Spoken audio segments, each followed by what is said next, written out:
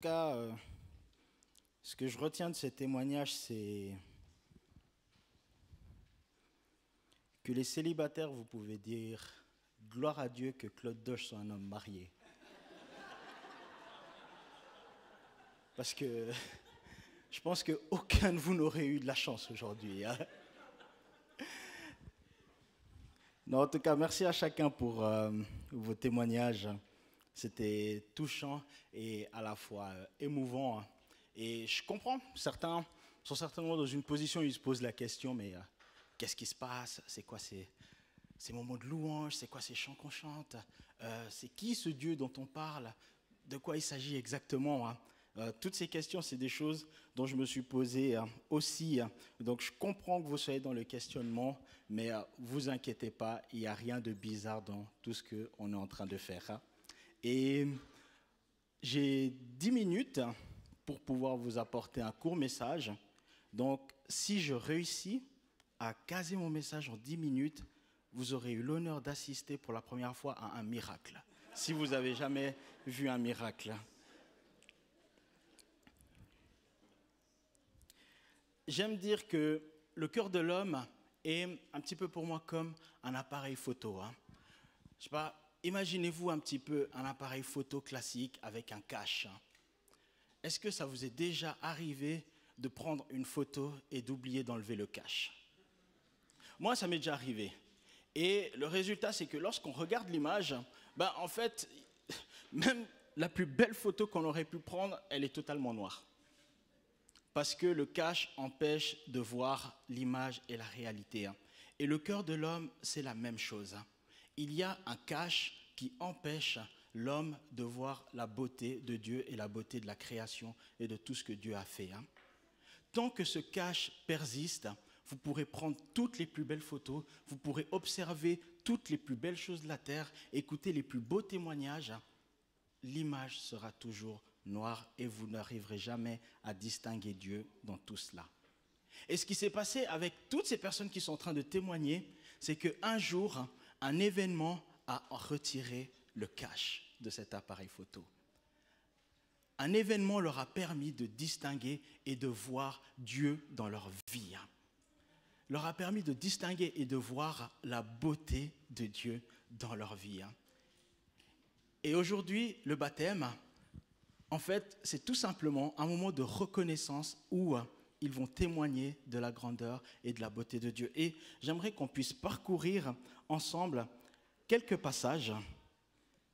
On va d'abord prendre Hébreux au chapitre 6, verset 2 qui dit « C'est pourquoi laissons derrière nous les premières leçons sur le Christ et passons à un enseignement d'adulte.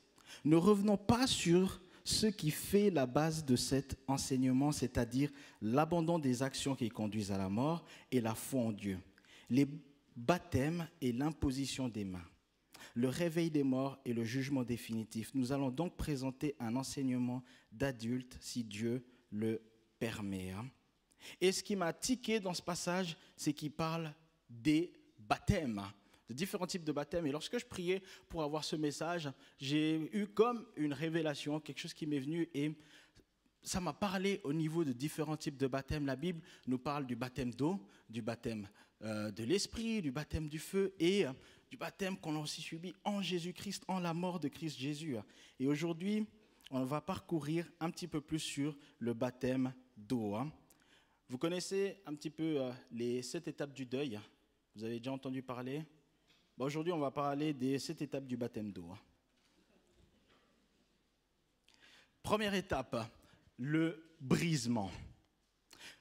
On retrouve ça dans Psaume 51, 19 qui dit « Les sacrifices agréables à Dieu, c'est un esprit brisé. Ô Dieu, tu ne dédaignes pas un cœur brisé et humilié. » Pour moi, la première étape du baptême, c'est le brisement. Passer par le brisement. Qu'est-ce que le brisement? J'aime bien l'histoire de Job. Job, c'est un homme incroyable qui servait Dieu et qui vit tout d'un coup des souffrances, mais incroyables. Il perd tout. Il perd sa femme, il perd ses enfants, enfin il perd ses enfants, pas sa femme, il perd son bétail, il perd tout ce qu'il avait. Et il reste dans une attitude, il continue quand même à louer Dieu. Ensuite, ses amis viennent le rendre visite et ils sont en train de discuter, voir si Job a commis un péché ou quoi que ce soit. Et à un moment donné, Job, il est tellement submergé par la souffrance, par la colère, qu'il ne comprend pas ce qui est en train de se passer dans sa vie, qu'il dit à Dieu, maintenant, viens t'expliquer. Viens rendre compte, qu'est-ce qui m'arrive? Viens t'expliquer. Explique-moi quelle est la source de ma souffrance et qu'est-ce que je suis en train de vivre. Et Dieu va venir. Mais Dieu ne va pas venir et puis lui dire, écoute Job, voilà, par A plus B, voici ta souffrance, voici qu'est-ce qui s'est passé.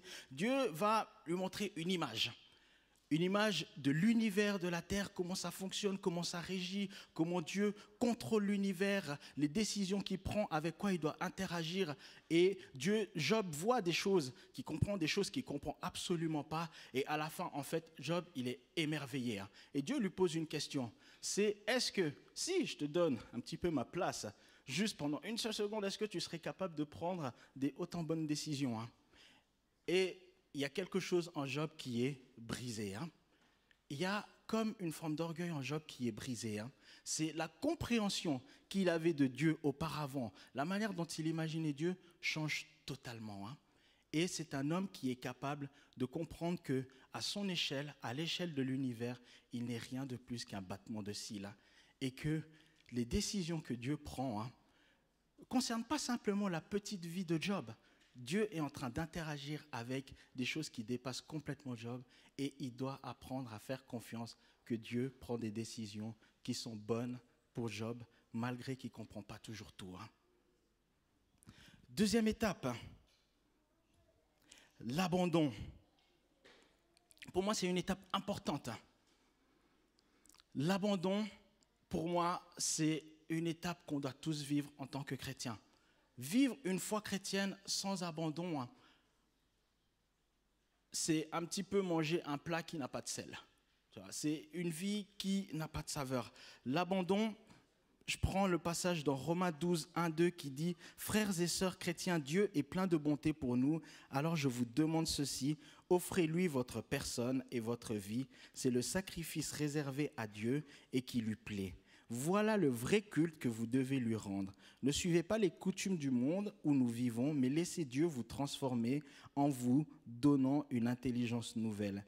Ainsi, vous pourrez savoir ce qu'il veut, ce qui est bon, ce qui lui plaît, ce qui est parfait. »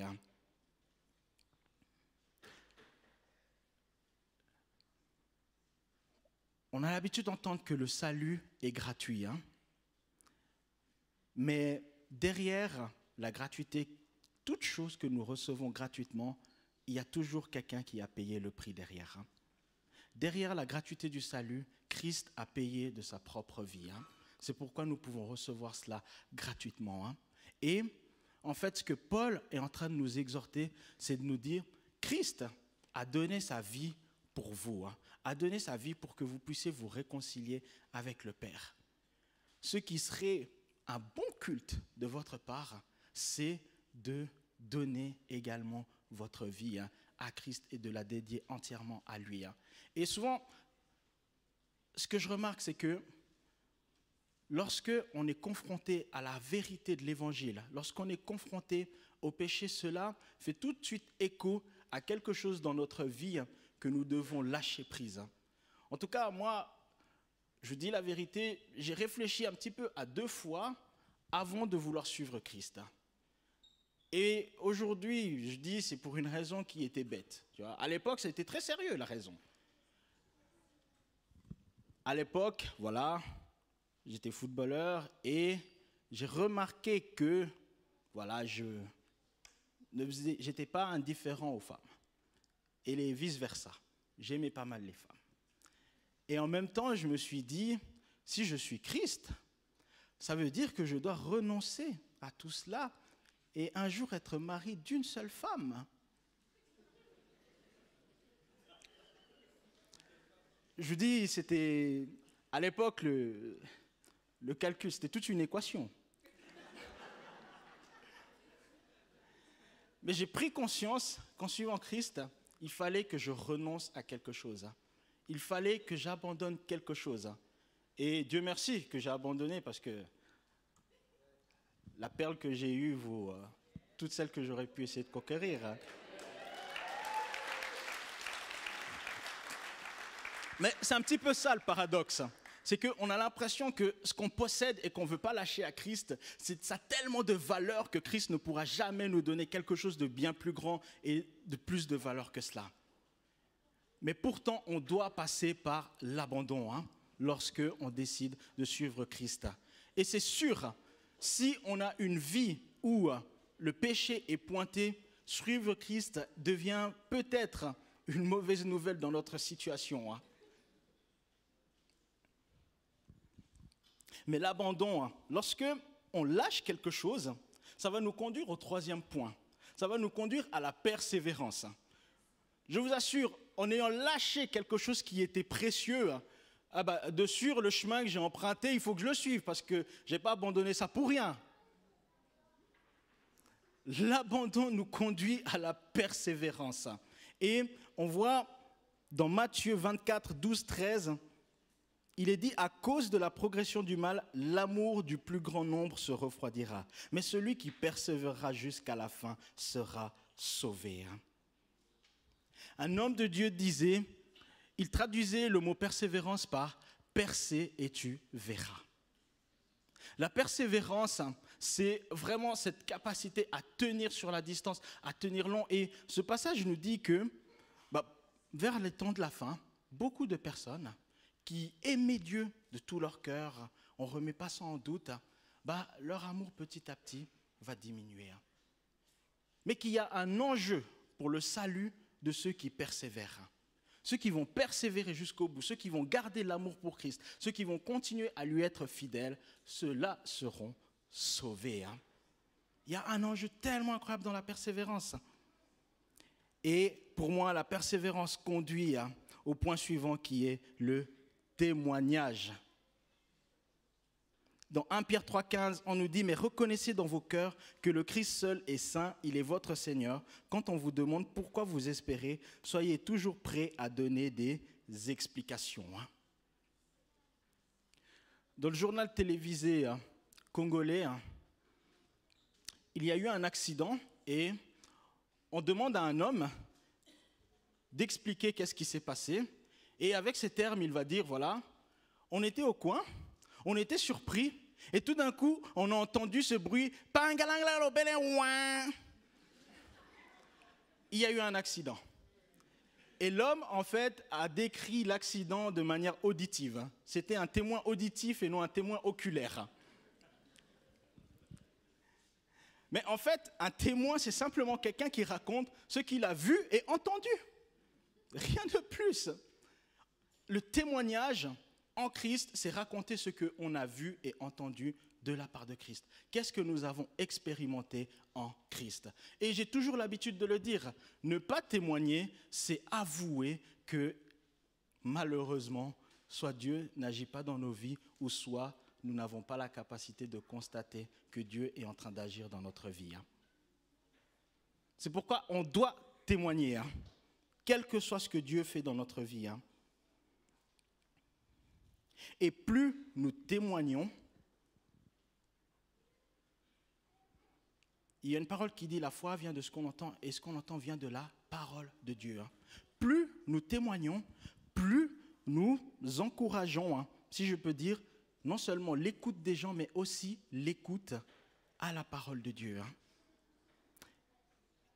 Il y a une prière que les Juifs font chaque matin, qu'on retrouve dans Deutéronome 6,4 qui dit « Écoute, peuple d'Israël, le Seigneur notre Dieu est le seul vrai Dieu, le seul Seigneur. » La prière est un petit peu plus longue, mais le terme utilisé pour écoute, c'est « Shema ». Shema, ce qui est incroyable avec ce terme, c'est que non seulement ça veut dire écouter, mais ça veut également dire obéir. En fait, quand vous dites quelle est la meilleure manière de voir que quelqu'un vous écoute, c'est à travers l'obéissance. Si vous dites à votre enfant, écoute, range ta chambre, la meilleure manière de constater qu'il vous a écouté, c'est lorsque vous revenez et que vous voyez que la chambre est bien rangée. Si vous revenez et que vous voyez que la chambre n'est pas rangée et qu'il vous dit « j'ai parfaitement entendu ce que tu m'as dit », c'est sûr et certain que vous allez mettre en doute. En fait, bibliquement, schéma, donc l'obéissance et l'écoute, sont les deux faces d'une seule et même pièce. Vous ne pouvez pas dire que vous écoutez Dieu sans vivre l'obéissance totale à Dieu. Obéir à Dieu, c'est manifester de l'écoute à sa parole. Et on arrive vers l'avant-dernier point qui est la mort. Plus vous écoutez Dieu, plus vous allez vivre une mort, mais pas une mort physique, une mort à vous-même.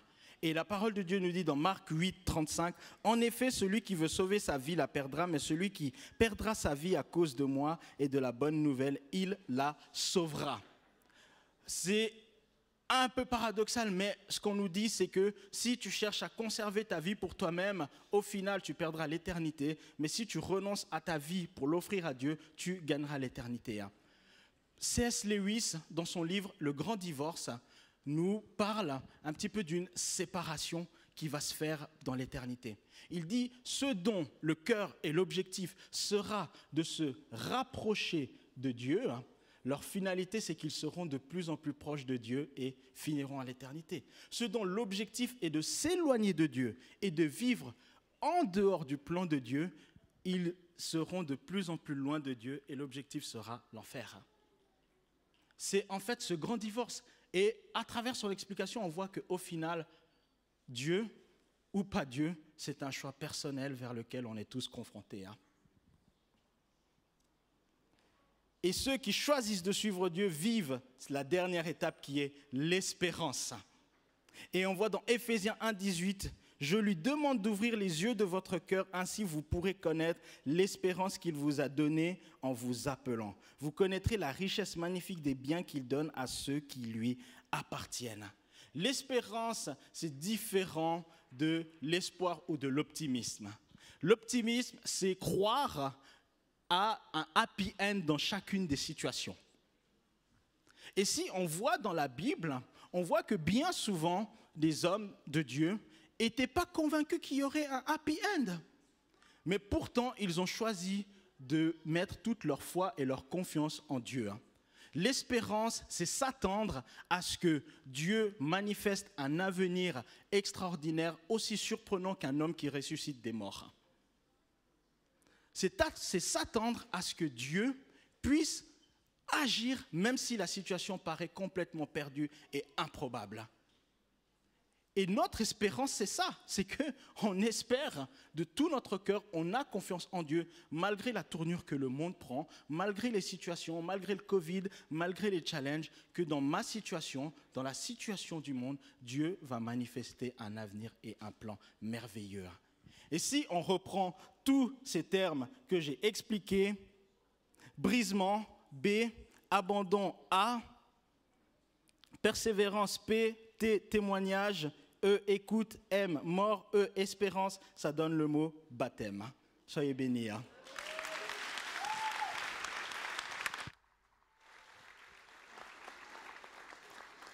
Merci Harris, merci. On a vécu de